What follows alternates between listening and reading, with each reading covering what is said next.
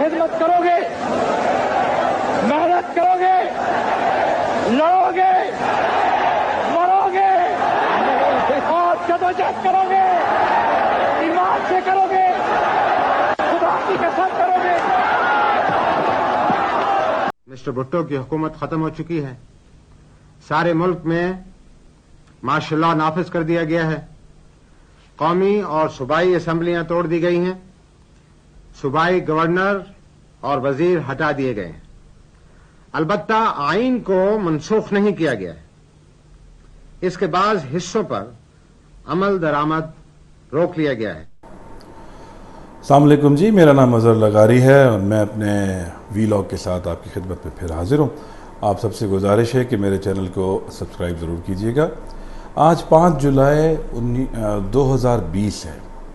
आज से 43 साल पहले 5 जुलाई 1977 को मुल्क के पहले मुंतखब वज़ीर आज़म की हुकूमत पे शब खून मार के उनको हटा के फ़ौज ने इक़्तिदार पे कब्ज़ा कर लिया था।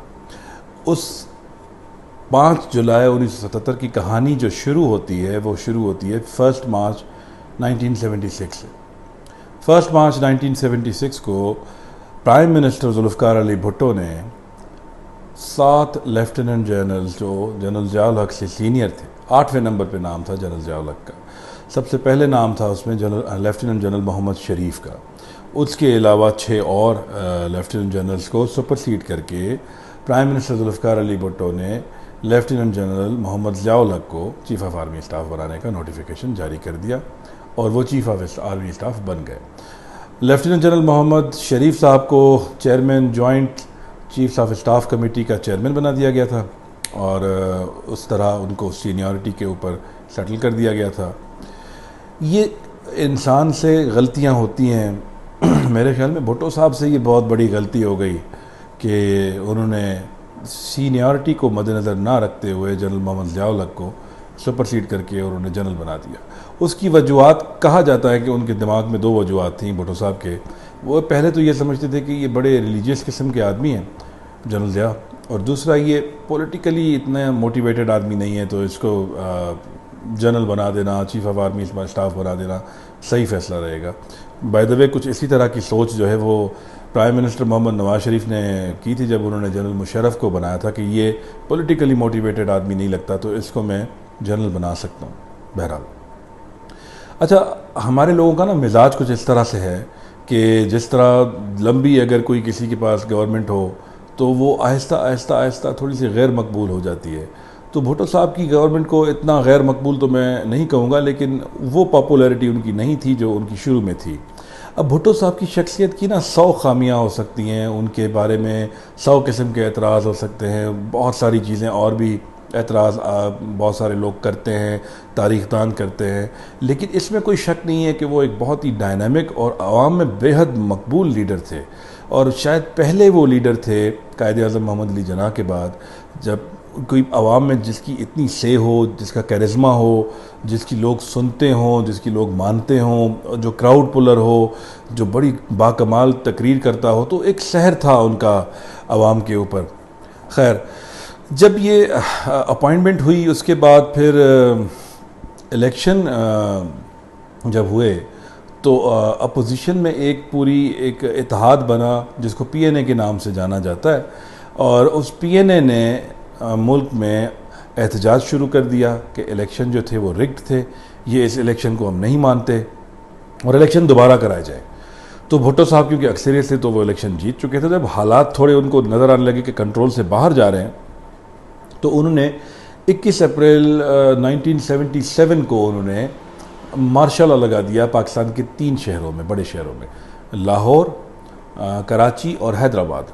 इन्होंने मार्शल लॉ लगा दिया कि यहाँ शायद उनको लग रहा था कि इस पीएनए का ज़्यादा असर व रसूख है तो यहाँ पे कंट्रोल करने के लिए ज़रूरी है कि मार्शल लॉ लगा के इनको कंट्रोल किया जाए।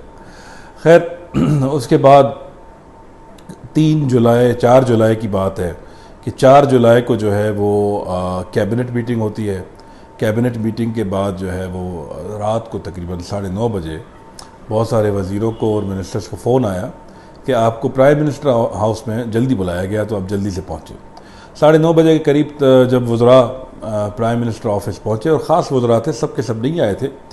तो वहाँ पता चला, उनको भुट्टो साहब ने बताया कि जी मेरे पास PNA के लोग आए थे और मैं कल उनकी जितना डिमांड्स है उनकी, मैं उनसे कोई मजबूर नहीं हूँ, लेकिन मैं हालात को ठीक करने के लिए मैं उनकी एग्रीमेंट कर रहा हूँ और उसके बाद जो है वो कल उस पर दस्तखत भी हो जाएंगे और अभी मैं 11:30 बजे प्रेस कॉन्फ्रेंस कर रहा हूँ। अब ये एक बड़ी सरप्राइज़ न्यूज़ थी क्योंकि ये भुट्टो साहब ने किसी के साथ शेयर नहीं की हुई थी और जनरल ज़िया को ये बात पता चल गई थी कि PNA के लोग उनसे मिलने आए हैं और उनका आपस में इत्तेफाक हो गया है और कल एग्रीमेंट पे दस्तखत भी होने वाले हैं। तो अगर मैं कू करूँगा तो फिर किस जवाब से करूँगा।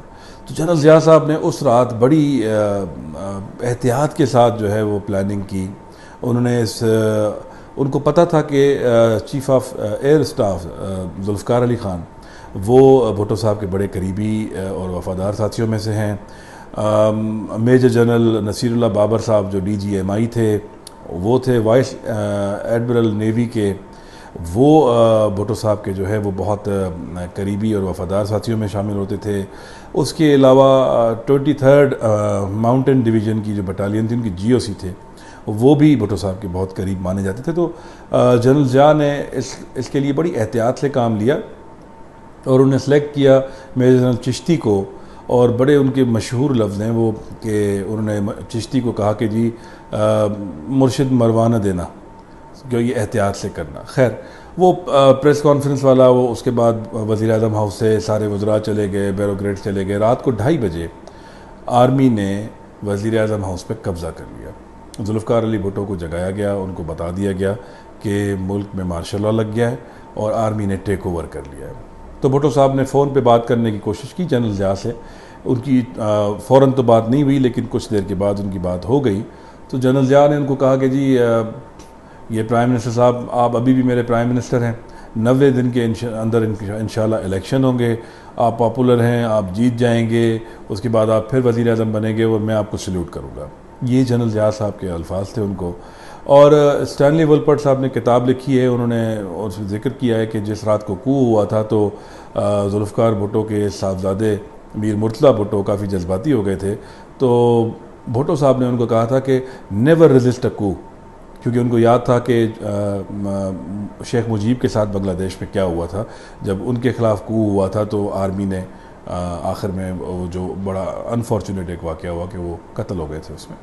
खैर इसके बाद ये एक तो ये जो शब खून मारा गया जमहूरियत पे, उसके बाद 11 साल एक मेरे ख़्याल में एक डिक्टेटर को पूरी कौम को भुगतना पड़ा। उसके दौरान फिर अफ़गान वॉर भी हुई, उसके बाद फिर ये अफ़गान मुहाजिरीन भी आए, क्लाशनकोफ कल्चर, उसके अलावा ड्रग्स का कल्चर, जो आज तक हम उसके कॉन्सिक्वेंसेस भुगत रहे हैं।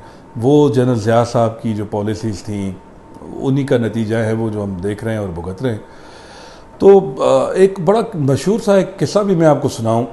ये मैंने टीवी पे देखा था कि डिप्टी कमिश्नर थे उस ज़माने के रावलपिंडी के कोई, तो रावलपिंडी और इस्लामाबाद तब एक ही डिप्टी कमिश्नर होता था, डिस्ट्रिक्ट एक ही काउंट होता था, अलग डिस्ट्रिक्ट काउंट नहीं होता था।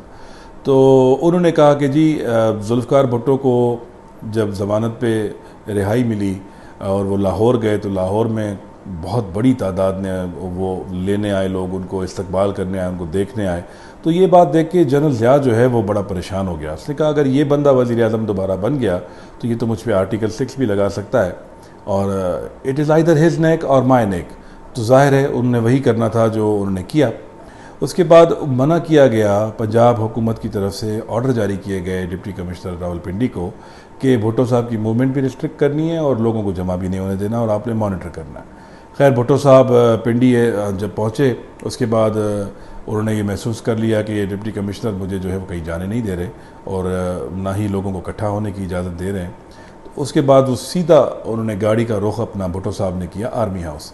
जनरल ज़िया से मिलने गए वो। जब वहाँ पहुँचे तो बताया गया जनरल ज़िया साहब तो है नहीं, आप तशरीफ़ रखें, हम उनको बताते हैं।